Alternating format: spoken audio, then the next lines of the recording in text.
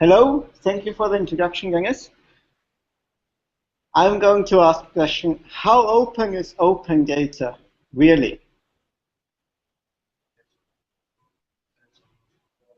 Pardon? Yeah, that's what we're going to speak about. So, I have a nice picture about what Genghis was speaking at the start, about how much data the government is actually collecting about us, and that the government has real-time information. And it's not just the government. So, the picture I have here, you may see this orange arrow pointing to that surveillance camera. This picture is actually from Barcelona. And if you see on which place I took it, it's the Plaza de George Orwell. So you may have seen in Twitter the fake image of the George Orwell place in London with the observation camera. So that's fake, but that is actually true. You can fly to Barcelona tomorrow, have a look. It's on the other side of the place where this plate is showing. And if you look around in Dublin, Dublin has lots and lots of traffic cams. And it's not just the government of Ireland who has access to this data from these cameras, it's also multinational companies like IBM. And supposedly, we also have access to this data on Dublin, but if you actually try to get the data on Dublin, you're going to find out that all you get after you register is 2 years old data and only a subset of it. And I personally think that's a little bit unfair. I would like to work with a lot of that data that is available, even if it's cut down. But I would like to have it almost real-time, please, and nicely prepared and nicely open. Which comes back to the question, how open is open data? And I've met a very interesting guy a few months ago here in Dublin, Aral Balkan, and he asked the question in a famous talk from him in the Republica event this year, what is open actually? What do you mean by open? If you haven't seen that talk, go to this URL, not now, later on, have a look, it's a really good talk about it. And he said, is open meant like an open gate? Like this gate is open, great, it's open, you can enter. But there's a gate, and there's a fence. And this gate and this fence, they actually mean that there's an inside and an outside. So you're outside, you can get in, or you're inside, you can get out, while the gate is open.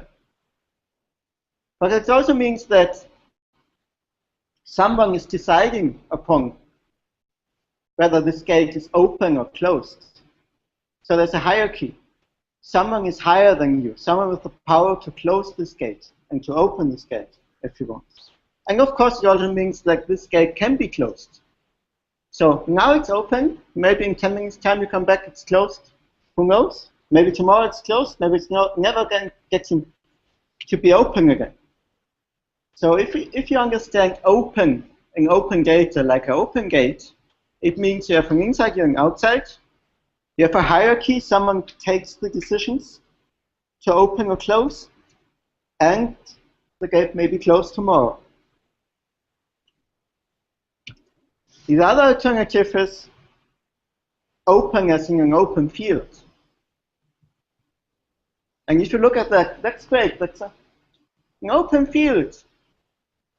The girl here is running around. Maybe you can see the friends of this girl are also in the field. It's a level field. Every child has the same possibilities to find something new, to play something, maybe see some mice or something, find an interesting flower. There's no hierarchy. Everyone who enters this field is on the same level. Everyone has the same possibilities to find out new stuff there and do new stuff in this field. Also, this field is pretty surely to be open tomorrow as well. Maybe sometime in the future someone is building a fence, but this will take time. So open as in an open field means it's level. You have distributed players in this field, as many as pictured in the field. You have not really a hierarchy, and you can be pretty sure that it's going to be open tomorrow. So I personally would prefer if open data is more like an open field than an open gate. But if you look at where to be scanned right now, this comes to my mind. Remember that? 2013? Due to the lapse of the federal government funding, this website is not available. We sincerely regret this inconvenience. So that was the web page that greeted you when you tried to access the Open Data Portal in the United States during the government shutdown.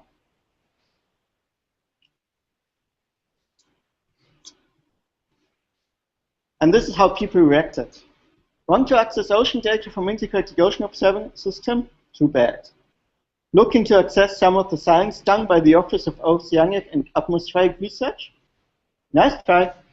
Searching for information on your local national marine sanctuary? Tough luck. Having an inkling to look up some climate information?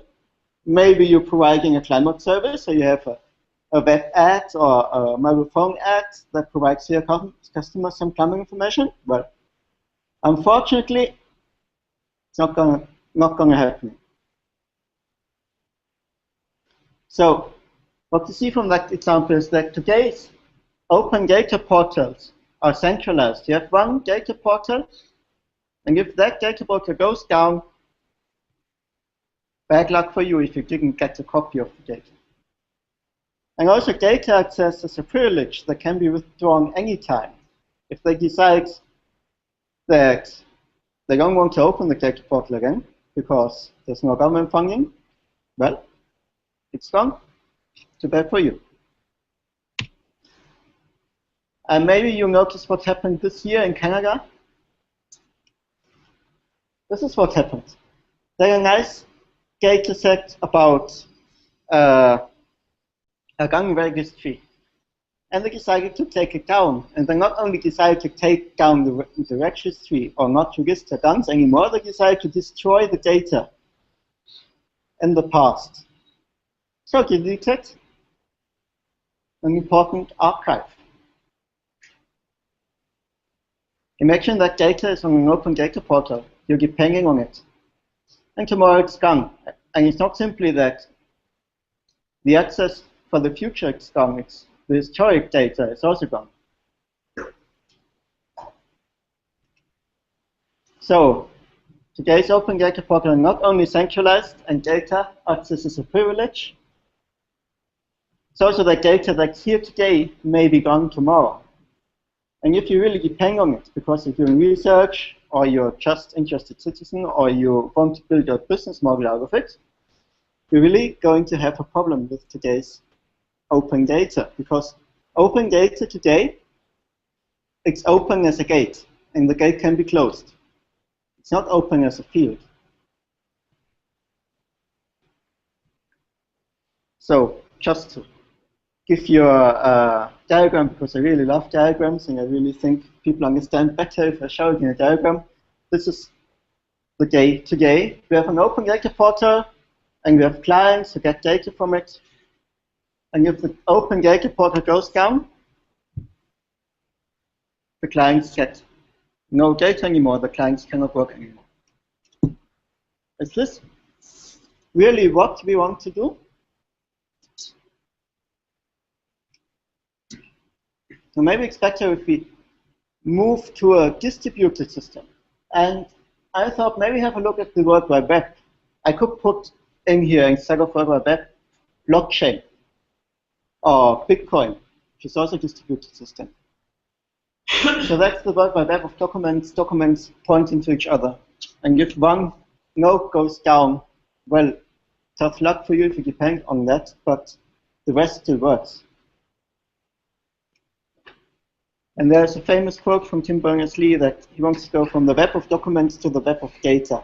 And I think we also need to go for open data from a centralized portal to a web of open data, and data that is mirrored on different nodes, like it's done on the blockchain. So, of course, I'm not the only guy with that idea, and I'm the only one who sees the problem, and the general proposal was, well, why don't you just use GitHub? Git is distributed, right? Yes, it's true, Git is distributed, but GitHub isn't distributed. So GitHub is just another centralized portal. And if GitHub goes down, there's the same problem. So Open Knowledge Island decided to publish data on GitHub. If GitHub goes down, also bad for us. So we're looking for alternatives. You may think, okay, I don't really care about that. That's just open data. Who works with open data anyway? And yes, it's big of a problem. If I cannot depend on data availability, then I cannot work with it. And if I want to build a business out of it, I need to be sure that this source for my business is there tomorrow. It's like with the roads. If the road is there tomorrow, I can make a business. I can put my shop there, I can transport stuff there because I know the road is there tomorrow. Imagine we living in a world where the street or the road could be closed down any minute and could be removed. Who could live in that world? We all depend on infrastructure that's there tomorrow.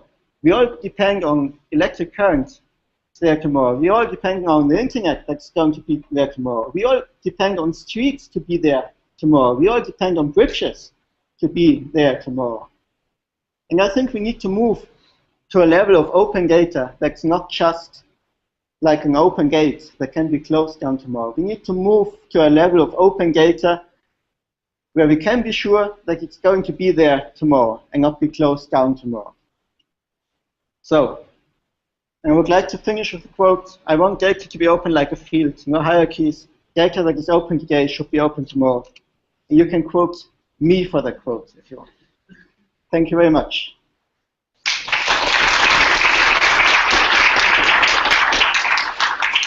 So, questions, please. Yes? Mixture between what you were saying and the previous speaker. I presume the previous speaker was talking about using the Bitcoin bit chain. But in using the Bitcoin bit chain, are we not risking inflating the size of bit chain or blockchain, to say, with all this data that Bitcoin blockchain was not designed for?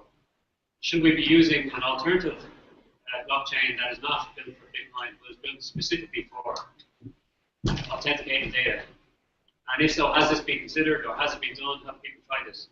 So just repeat your question for the Hangout. So you're asking, should we use the Bitcoin blockchain to save the data on the blockchain, or should we use another blockchain to save it? But I'm coming from the open data side. So actually, I don't really care about how it's going to be implemented as long as the data is going to be there. And my personal opinion is that maybe the blockchain is not the best place to save the data, but the data should be saved in some place where we can be sure that it's also accessible afterwards. So blockchain is nice for authenticating and to sign data, and maybe if the data is not very big, it's also a good place for the data to stay on the blockchain. But maybe there are also alternatives for that data, how you say, storing. I don't really care if it's on the blockchain.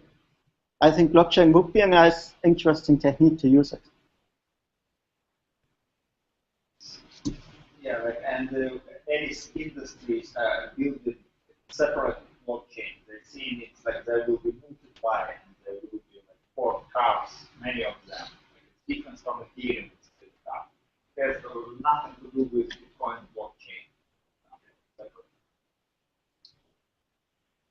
Yes, please. So if GitHub isn't the solution to decentralizing, putting up this data properly, what would the solution look like? So the question was, if GitHub isn't the solution to distribute the data properly, what would the solution look like?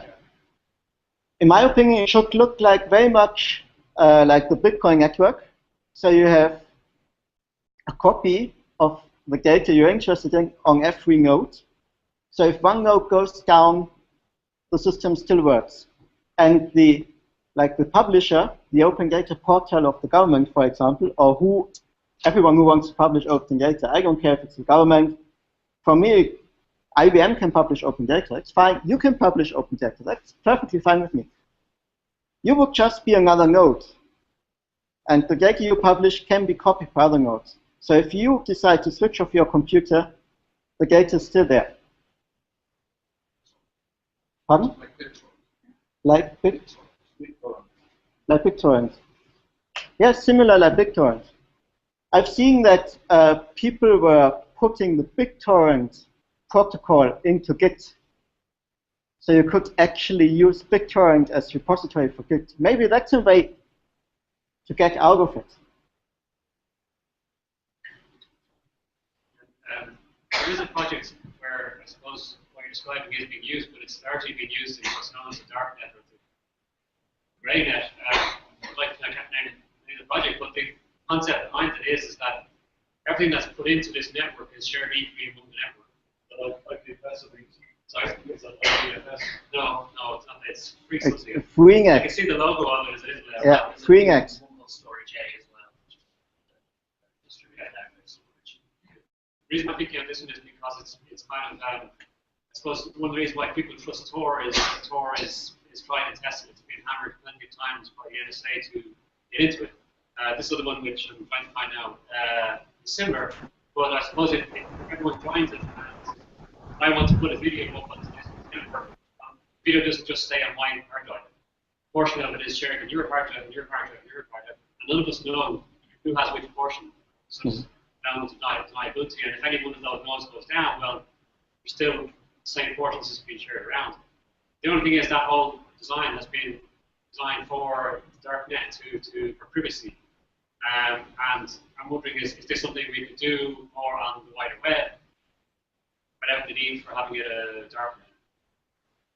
Yeah, I know this thing that's called FreeNet. FreeNet, that's it. Yeah, and FreeNet showed up at the same time as I2P, and Tor is a little bit different. So FreeNet had the idea to, like you say, distribute the safe data on something like a huge file storage system, but they didn't really want to hide who's accessing the data. So you can still see who's accessing which blocks on FreeNet.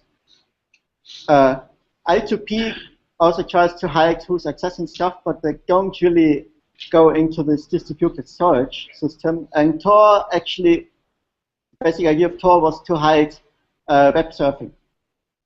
And all this onion protocol that came to Tor was an add-on later on, and has some problems of its own. And this IPFS, this interplanetary file system, is very interesting because it builds upon everything. But as far as I know, they're not trying to hide who's accessing what. I could be mistaken. Okay, so my point wasn't that we should be hiding stuff. So if you say that FreeNet is not trying to hide who's accessing it, then it sounds to me like FreeNet is the model of what we're trying to do. Yeah, it could be. So we could use FreeNet to save the data, and do the... The only problem about FreeNet is it means a lot of these systems is every person has to have a client on their device that uses access it. It's not the web, it is a web within the web.